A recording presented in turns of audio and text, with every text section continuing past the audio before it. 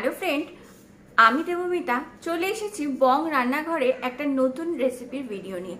আমার রেসিপি যদি তোমাদের ভালো লাগে তো প্লিজ লাইক করো, সকলের সাথে শেয়ার করো, আর আমার চ্যানেল সাবস্ক্রাইব করে আমার পাশে থেকো। তাহলে চলো আজকের ভিডিওটা স্টার্ট করি।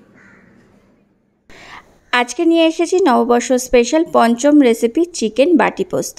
চিকেন বাটি পোস্ত একটা সম্পূর্ণ অন্য ধরনের রেসিপি। আশা করছি তোমাদের ভালো লাগবে, আর গরম ভাতের সাথে খেতে কিন্তু অপূর্ব লাগে। তাহলে চলো রেসিপি শুরু করি।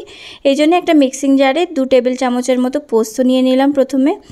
এবার পোস্তটাকে একবার মিক্সিতে ঘুরিয়ে নেওয়ার পর আমি 3টে কাঁচা লঙ্কা এবং সামান্য একটু জল দিয়ে ভালো করে ব্লেন্ড করব। দেখো পোস্ত কিন্তু ভালো করে ব্লেন্ড করে নিয়েছি। এবার একটা যেই টিফিন বক্সে আমি এটাকে ভাপাবো চিকেনটাকে, তার মধ্যে ঢেলে দিলাম পোস্ত বাটাটা। দিয়ে দিচ্ছি একটু পেঁয়াজ কুচি, একটু রসুন কুচি, এবার দিচ্ছি একটু হলুদ গুঁড়ো, দিচ্ছি লঙ্কার গুঁড়ো, স্বাদ অনুসারে নুন, আর দিচ্ছি জল। সামান্য একটু জল দিয়ে প্রথমে ভালো করে একবার মিক্স করব। খুব ভালো করে সব কিছুকে মিক্স করে নেওয়ার পর দিয়ে দিচ্ছি সর্ষের তেল।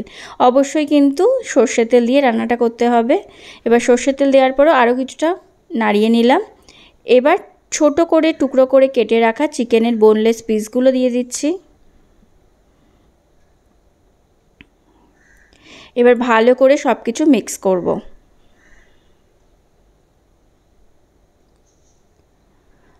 খুব ভালো করে যেন চিকেনের পিসের সাথে সব মশলাগুলো মিক্স হয়ে যায়, এভাবেই ভালো করে মিক্স করে নিতে হবে।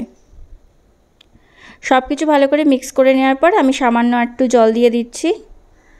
জল দিয়েও আরও একবার ভালো করে মিক্স করে নেব।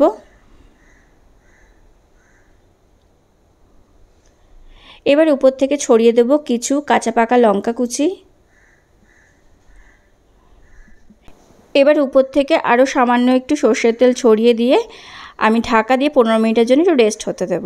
15 মিনিট পর একটা কড়াইতে জল গরম করে টিফিন বক্সটা বসিয়ে দিলাম।